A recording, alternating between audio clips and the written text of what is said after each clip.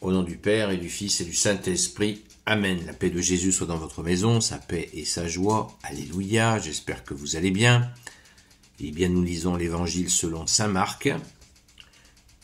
Que ta parole, ô Jésus, rentre dans mon esprit, que ma bouche proclame ta parole et que mon cœur l'accueille. Chapitre 6, versets 34 à 44. Lorsque Jésus débarque, il voit beaucoup de monde et il se sent plein de compassion pour ces gens, car ils font penser à des brebis sans berger, et il se met à les instruire longuement. Comme il se fait tard, ses disciples s'approchent de lui et lui disent « L'endroit est désert et l'heure est déjà passée, renvoie-les pour qu'ils aillent s'acheter de quoi manger dans les campagnes et les villages voisins. » Jésus leur répond « Donnez-leur vous-même à manger. » Ils lui disent « Nous voilà partis pour acheter 200 deniers de pain, et alors ils pourront manger. » Il leur dit « Combien de pain avez-vous » Allez voir. Ils vérifient, ils lui disent 5 avec 2 poissons. Alors Jésus commande à tout ce monde de s'étendre par groupes sur l'herbe verte, et ils s'étendent par carrés de 100 et de 50. Jésus a pris les 5 pains et les 2 poissons. Il lève les yeux vers le ciel et prononce la bénédiction. Il rompt le pain et commence à en donner aux disciples pour qu'ils le servent. Il partage également les 2 poissons pour tout ce monde. Tous mangèrent et furent rassasiés. On ramassa même 12 pleins paniers de morceaux de pain et de poissons. Il y avait pourtant là 5000 hommes qui avaient mangé les pains. Alléluia, merci Jésus. C'est donc la première, on est au chapitre 6 de saint Marc, il y a eu 2 multiplications de pain, des pains et des poissons. Et c'est la première qui préfigure, et aussi, comme Jésus dans la mangeoire à Noël, l'Eucharistie, Jésus qui donne son corps et son sang, et là, c'est la première Eucharistie géante. Merci Jésus, alléluia. Le point de départ, Jésus est pris de compassion devant cette foule, nous dit-on, et il les trouve sans berger, trouve ces gens sans berger. On pourrait faire une analogie à la période que nous traversons, où beaucoup de gens se comportent comme s'ils n'avaient pas de berger. Pourtant, Jésus est bien là. Ça fait 2000 ans. Eux, ils découvraient Jésus, ils le suivaient par milliers, ça nous est dit, et ils ont trouvé le bon berger. Et il nous est dit, Jésus les a enseignés longuement, longuement.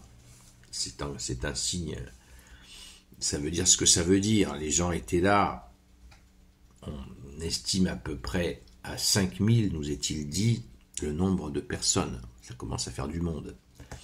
Et Jésus faisait attention qu'il n'y ait pas trop de monde, parce que s'il y avait eu trop de monde, l'armée romaine pouvait interpréter ça comme une rébellion contre lui, contre l'Empire romain, contre l'occupant romain. Et les légions romaines ne faisaient pas de détails quand il y avait une rébellion.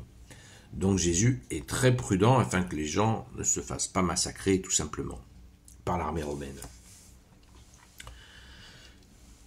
On dirait que les apôtres qui étaient là n'étaient pas du tout au courant de ce que Jésus allait faire. Puisque Jésus leur répond, verset 37, « Donnez-leur vous-même à manger. » Et eux ils disent, « Mais comment on va faire ? Comment on va faire ? Il y a trop de monde. » Et Jésus savait très bien ce qu'il allait faire. Mais eux, apparemment, ils n'ont pas capté. Ils n'ont pas capté. Et après, c'est parti. C'est ce miracle extraordinaire. Ce moment-là, d'ailleurs, ça montre toujours que Jésus avance crescendo. Crescendo. Il ne va pas, par exemple, tout de suite ressusciter des morts, Jésus. Il va le faire un peu plus tard. Tout simplement pour que les gens intègrent qu'il est Dieu, mais doucement, doucement. Il se montre comme un simple prophète au départ. Et puis, petit à petit, il va montrer sa divinité. Et il va la montrer même à certains de ses apôtres et pas à d'autres. Quand Jésus va ressusciter une petite fille, il demande à Saint Pierre, Saint Jacques et Saint Jean de rentrer dans la chambre avec les parents de l'enfant. Il ne demande pas, et tout le monde reste dehors. Quand Jésus, un peu plus tard, va se montrer transfiguré au mont Tabor, où il va devenir plus lumineux que le soleil, avec Moïse et Élie à ses côtés, montrant qu'il est à lui seul la loi et les prophètes, eh bien, il l'appelle qui? Saint Pierre, Saint Jean et Saint Jacques. Vous voyez, certains ont reçu la grâce d'avoir connaissance de la divinité de Jésus plus vite que les autres. Mais c'est pareil pour les foules. Les foules, Jésus, il va doucement, doucement. Rappelons-nous aussi la résurrection de Lazare. Quand Jésus va ressusciter Lazare, eh bien, il attend. Donc, ça nous renseigne que Jésus n'aime pas la précipitation. Dans nos vies, pensons-y. Ça rime. Dans nos vies, pensons-y. Précipitation, piège du démon. Si on dit, ouais, fais ça aujourd'hui, il faut que tu fasses ça, et vite. Ça, c'est une suggestion de l'ennemi. Bien sûr, s'il y a le feu à la maison, on ne va pas attendre.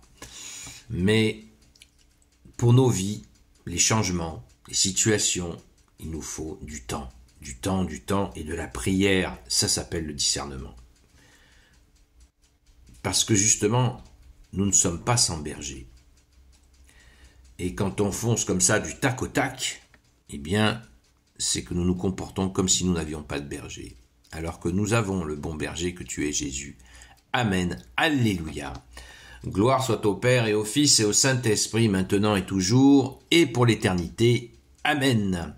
Ô Jésus, toi qui peux tout et qui portes tout, toi le Sauveur, toi l'Emmanuel, je te confie toutes celles et ceux qui regarderont cette vidéo, ainsi que leurs proches, selon ta seule volonté, ô Jésus. Sainte Marie, Reine des cieux, toi l'Immaculée Conception, toi qui écrases le serpent, toi qui es la lune sous tes pas, toi notre Mère, Notre-Dame. Saint Joseph, toi le juste et le saint, toi le sage, toi la terreur des démons, toi le saint gardien de la Sainte Église catholique apostolique. Sainte Marie-Madeleine, notre chère sainte patronne, et vous tous les saints et saintes, amis de Jésus.